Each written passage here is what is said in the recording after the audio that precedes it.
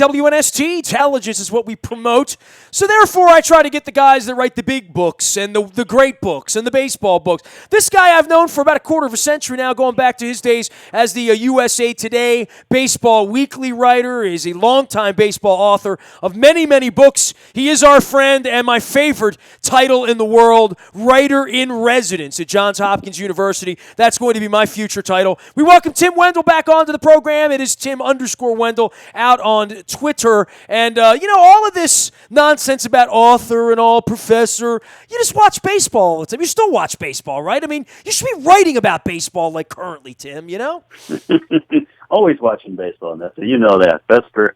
Baseball's great. I think it's shaping up to be kind of an interesting season so far. Some of these teams are coming back from the dead, and others are maybe deader than doornails right now. But we'll see. But baseball's always great. The biggest story of the year for me, twofold. The demise of the Cubs for now, right? I wouldn't put the Indians in their category, even the Red Sox and their off-season acquisitions, or even the Dodgers and all the money they've spent, and even maybe the collapse of the Giants or the Royals, that maybe we could see that coming. To me, the story, the Astros, but the Yankees, right? I mean, the Yankees are going to be the story over the next 5 years because, maybe they can screw this up, and I don't know how that's going to go, but they got money, they've got prospects, they're a very good team as constructed, and they are going to control the trading deadline for the first time in a long time.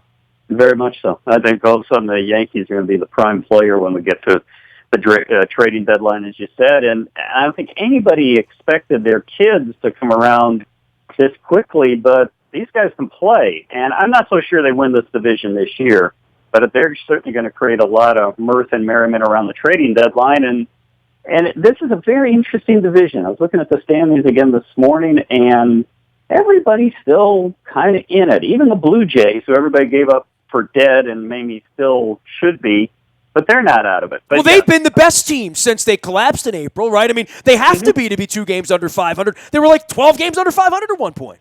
Yeah, they were horrid in the beginning. And frankly, in this division, I think it's going to still go a long way. The Yankees are good. Red Sox seem to be coming on. Orioles had a major hiccup with that losing streak and such, but they seem to be hanging in. And it's an intriguing division. I mean, I find we were talking about this division, I think it was last year, and it was like everything, all the teams have some kind of major fatal flaw, whatever, and you can still make the argument today. I mean, I really think the Yankees are something to watch. I think they're too young. I'm not so sure they're going to get what they need to get at the trading deadline, but you could make that argument about every team in this division. They got something that could really set them sideways, yet there's also a lot to like.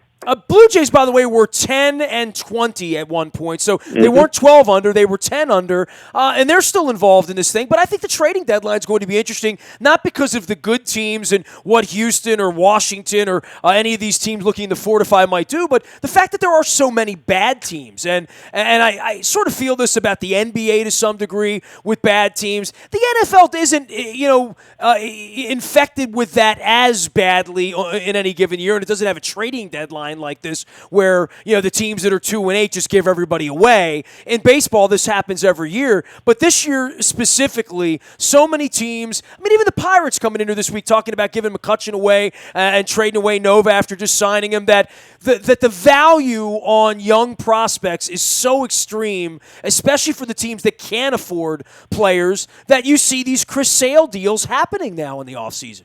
Very much so. And I think what it's going to depend on as we hit the trading deadline is which teams perceive themselves as being lousy teams and which teams still perceive themselves as contenders. And I think a lot of them are going to make some major mistakes on that. Like Blue Jays, for example. I mean, we're looking at right now, 2 games under 500, 6 games out. Pretender, contender.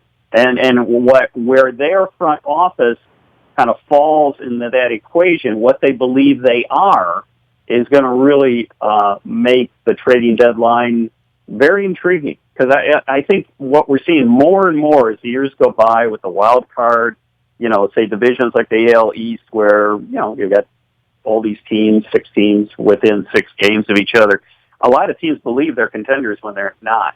And I think that in some ways they make some really major mistakes. White Sox come to mind. I mean, they did some good deals. I thought they could have done more and got even better prospects, et cetera.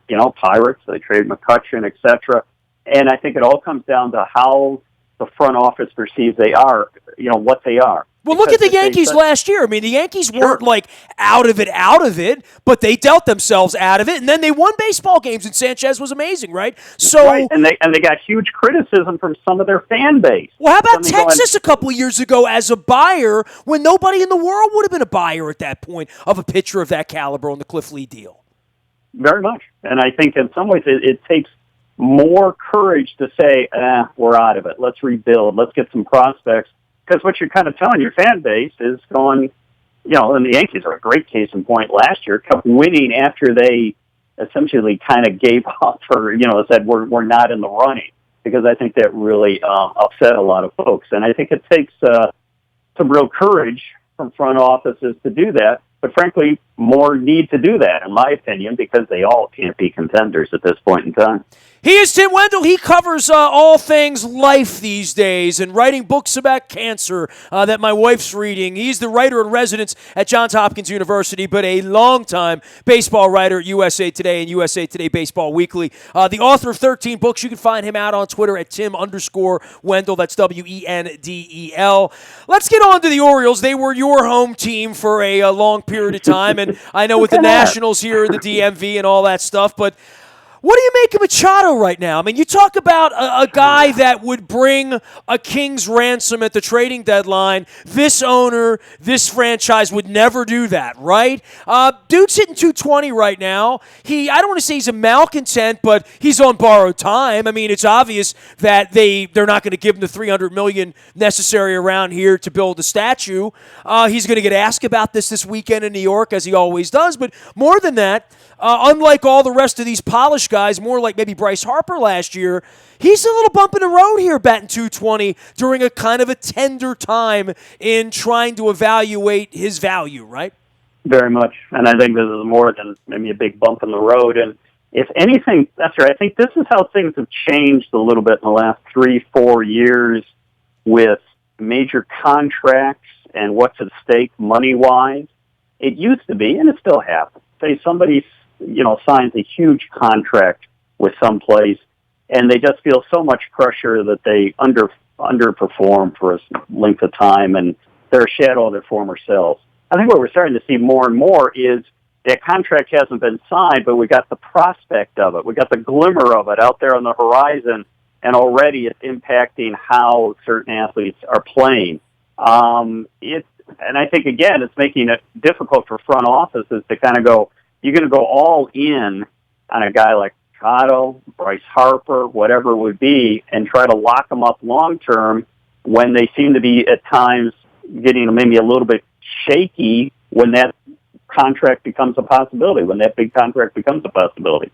And as you just said, he's going to get the questions big time in New York. And frankly, any other of the major players that he would be, potentially a really nice fit. I think it'd still be a great fit potentially down in Florida if they really wanted to spend the money. But this is a really kind of an interesting flip. It used to be you'd see them kind of get shaky. Oh, they signed on the dotted line, and whoa, look at all that money. But now it's almost like they have the possibility of signing on the dotted line for all that money, and they're having problems. And it's interesting with Manny and talking with scouts and such. They say he seems to be somewhat preoccupied. And preoccupied by what? I'm not sure. I mean, this is a guy that really, if you left a fastball out over the plate, it was crushed. And then just watching the games the other night, one he didn't swing on, and another one he missed. And I just found myself going, wow.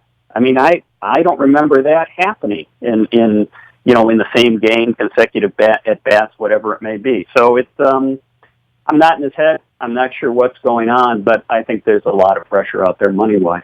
Well, and then the other side of this is the Chris Davis thing. You mentioned not swinging the bat.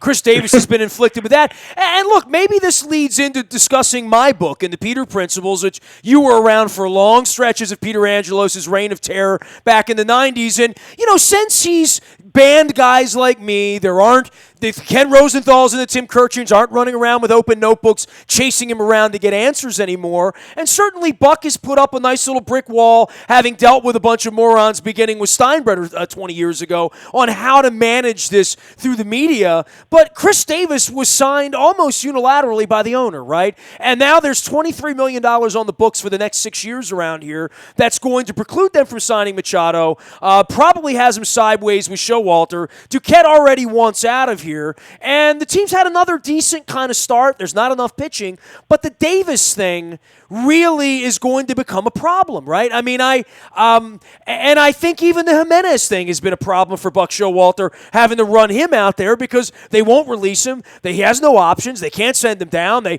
can't hide him in the bullpen. And Saturday night he comes back in and arsons his way through another loss in a division game. Exactly. And I think we're kind of back to what we were talking about just a little bit earlier. All these teams have a flaw, and sometimes the flaw is the contract that was signed and how long that's going to extend out and what it precludes you from doing elsewhere in the lineup, whether it's pitching staff or re-signing Machado or at least being in the ballpark to do that. The Orioles, I'm a big Buck Showalter fan. You know that. I think he gets the most out of whatever is presented in front of him. But this is such, at least offensively, kind of a hit-and-miss team. It's a team that, boy, they can put up like 7, 8 runs one game, and they can't generate a whole heck of a lot the next game. And I think in some ways Davis is a poster child for that. He epitomizes that type of attack, that kind of all or nothing. And I always found the teams that kind of have this are the ones that, when they really need to generate, it's 2-1, 3-2 game, whatever, it doesn't happen that often. And it maybe it's the old school in me or whatever, but I'd rather see guys put base runners in motion. Let's get some runs across as opposed to sitting back and waiting on the home run. And I love the way you texted me the other day about when Davis just let strike 3 go across the plate and he just go and swing the bat. Because I think that's probably what a lot of Orioles fans are thinking. Well, I think the other part of this is you say, well, we don't have enough money for pitching. We don't have enough money for Machado. And, the owner went and signed a slugger who, versus the field of all of these players in their 32nd, 33rd, 34th, 35th, and 36 years, you look at the Teixeiras, you look at the A-Rods, you look at the bad deals, the Ryan Howards of recent years. This probably isn't going to have a happy ending for Davis, for Angelos, for me, for any Orioles fan, and for what the team's going to look like 2 or 3 years from now, because as we've talked about with the Pirates or the Royals or the Giants or any of these other teams, the Orioles had a nice little window here because of the Adam Jones deal and because of a lot of the things McPhail did, because Wang and Chen and Gonzalez turned out to be okay, and a couple of their draft picks have matured. But then there comes the other side of this where the Yankees are now loading up and the Red Sox are loading up, and that's kind of scary, man. Yeah, especially with the deep pockets both of those teams have. And I think one of the guys you just underscored that you hope it doesn't go this way, but I found myself thinking of it the other night watching the Orioles, was Ryan Howard, Ooh. And how a guy went from being, so good, so feared, an all-star, and then within, 2 years was a shamble of his former self. And what that cost the Phillies, not only in money, but also in, say, prospects gone, say, guys they didn't sign, just the whole makeup of the team. I think they're still... Well, you could do a hell of a lot of scouting for $4 or $5 million a year.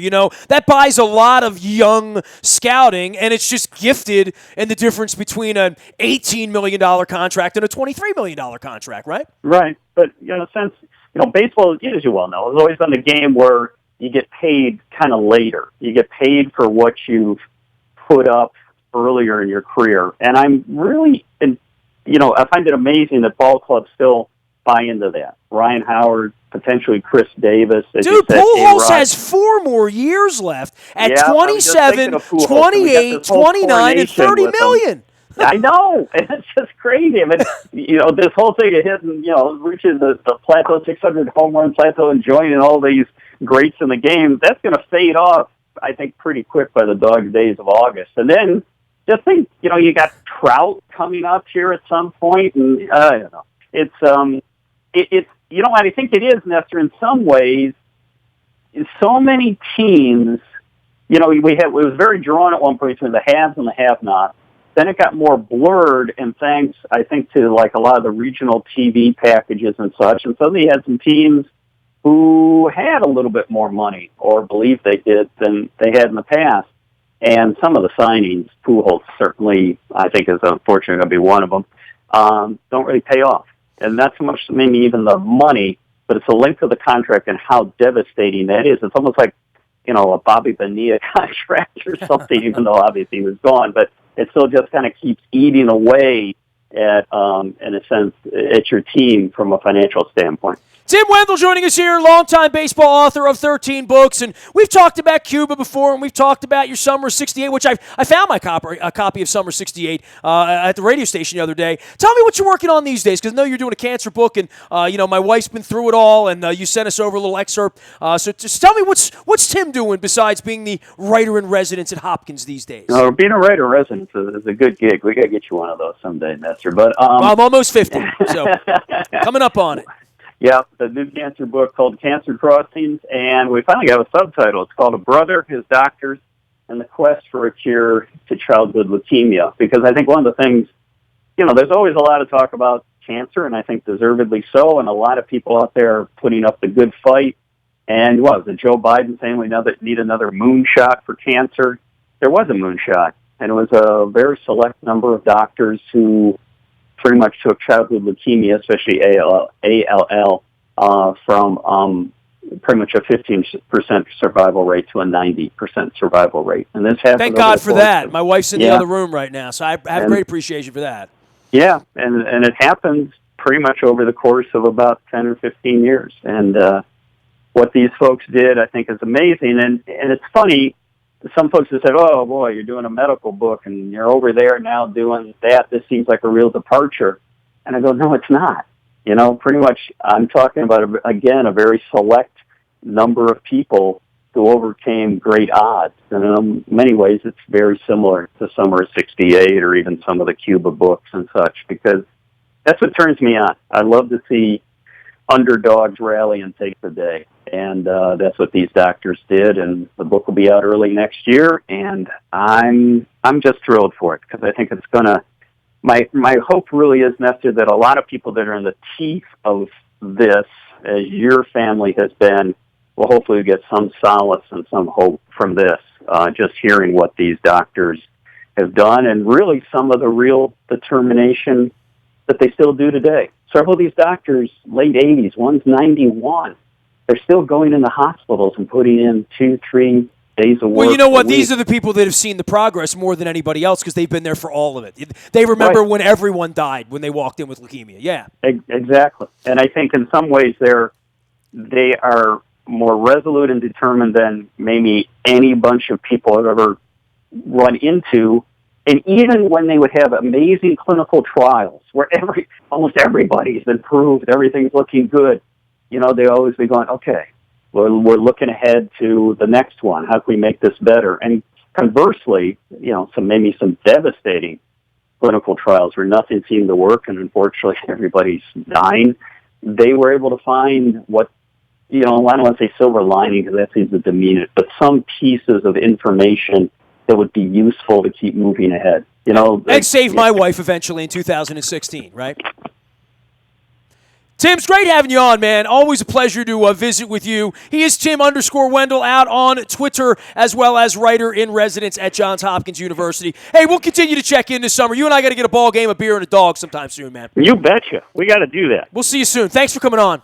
Thanks, Nestor. You got it. Tim Wendell, Tim_Wendell. That's WENDEL, out on Twitter.